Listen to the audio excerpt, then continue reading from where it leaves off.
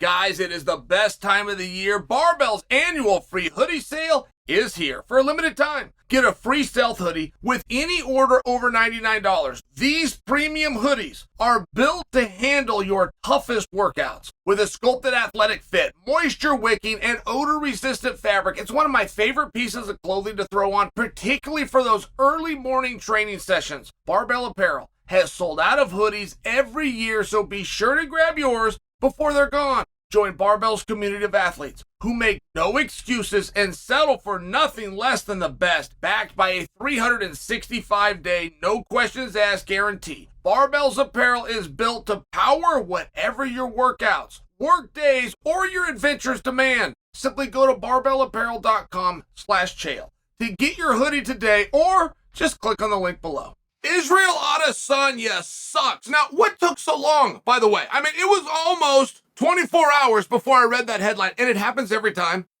Like, it will not matter how good you were, how successful you were, that is never not going to bite you in your ass. One piece of evidence, one film, that guy's terrible. And I will tell you, as crazy as that sounds, that is a real piece of the psychology, and I've even seen it go the other way. Like, I do remember walking the streets when Kimbo Slice was the baddest dude alive, rest his soul. But people did talk about that. They saw him on Saturday night. He was in a main event. There's a whole bunch of people there. He knocked somebody out in the first round. He must be really great. Like, that is how the human mind works. And then you guys, myself, we get together each day, and we're more of hardcore fans, right? Like, we know history, and we know how they got there, and we know what their resumes were. We know the story going in, and we know as a southpaw versus an orthodox, and that right hand was going to be a problem to start with. Like, they got 5 common opponents, and this guy beat all 5 of them, and this guy beat 3 of them. Like, we know those things, but other people don't. And what you see in that moment is the story. That is the reality, and you can't get around it. So, when you look at Israel Adesanya, and you look at this matchup, see, my stock for Israel went up. I like a gentleman, and I really like a good sport. I've had people question my sportsmanship. I coach kids. I had a father of one of the kids I was coaching send me an email. Now, this is back in 2009. He's not going to bring his kid to me anymore because he believes in sportsmanship, and he's seen my interviews and all of my trash talk. And I remember being greatly offended by that. And I answered him, right, as a parent, he's looking out for his son, even though I go every single day and coach his son for absolutely free. I remember thinking, you are the one that's right here. If you believe in sportsmanship, that's true. I'm not in a sport anymore. I'm not in the fight sport. I'm in the fight business. There's a different way that we do this business. And I tried to explain that to him. And I saw him a couple more times in my life, and then he was gone. And I kept going in. I kept coaching other people's kids for free. And I just bring it to your attention because there is a code. And when are you a bad sport? In my opinion, it's very tough to be a bad sport prior to the sporting event. Bad sportsmanship, per the definition, as I understand it, comes after the event and more commonly seen in defeat. You could be a bad sport in victor, but the sport has to happen and then your reaction to it. This is Chael's opinion. But that's my interpretation of my understanding. I don't think anything that you do prior to the match is going to get put in the category of bad sportsmanship. So when I tell you that Adesanya went up, it did for me. I thought he was a real gentleman about it. I thought he showed a lot of class about it. Records are made to be broken. And you never know the night.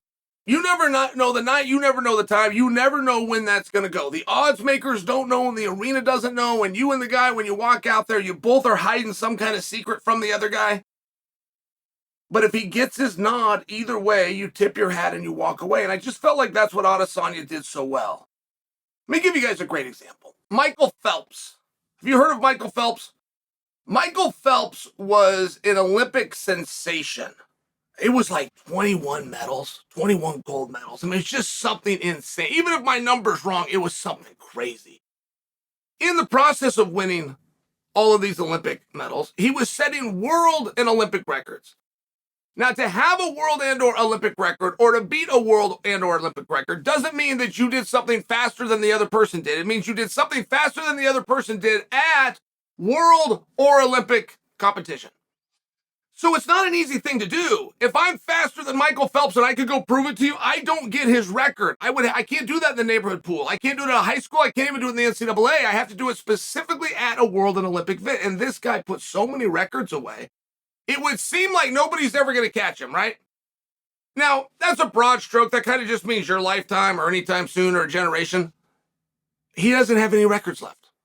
Michael Phelps had all of his records beaten. All those world records. He gets to keep the medal. He's still the champion. But those times that had ever been done have now been outdone. And the last record just went. It was recently. And when it went, Michael Phelps was there and he was on the headset. And would you like to know what he did? Would you like to know how he handled that? And it was like a 15-year-old kid beats his record. Something along these lines. Would you like to know what he did? Took the headset off and he stood up and he clapped. That's what he did. There's an honor in it. And I must tell you, there was no part of little Chael over here in my little chair that I thought I'd be making a Michael Phelps piece. But there was even less of a chance I'd be making a Michael Phelps piece had he not done that. There's a way that you pass the torch, and there's also an honor in it. That young man that went out and swam faster than Phelps did, don't think for a millisecond that he wasn't envisioning Michael Phelps for a meaningful period of time. Don't think that Michael Phelps and his legacy and all the things he did didn't somehow inspire that young man and his family to skip the parties, to sacrifice, to go to practice, to come up with the dues, to listen to the coaches. I mean, not for nothing, Phelps is tied to that. And it's not a matter that you erase Phelps' name. You put a guy's name over the top of it. And someday that guy's number will be up and somebody will beat him too. And they'll beat him because that person, this young 15-year-old, inspired them in some regard. So it really doesn't matter what Sean Strickland said or did or what hats he put on or what he wanted to call Izzy. Sean Strickland wanted to be like Izzy. Whether he would ever word it like that or not, Izzy was somebody that Sean aspired to be like. And if you want to talk about idolized, you're talking about more strong words, but it's still a compliment all the same. And Izzy was still in a position that Sean would lay his head down on his pillow at night and envision himself being in. So for Sean to go out and succeed and take that position, there's only one way that you handle that. You tip your hat and you walk away. And maybe you get an opportunity down the road. Maybe now Sean's in a position that Izzy has to look up to and Izzy wants to get at, and you can figure those things out later. But I bring that to you because when I saw the headline that Israel Adesanya sucks, it bothered me.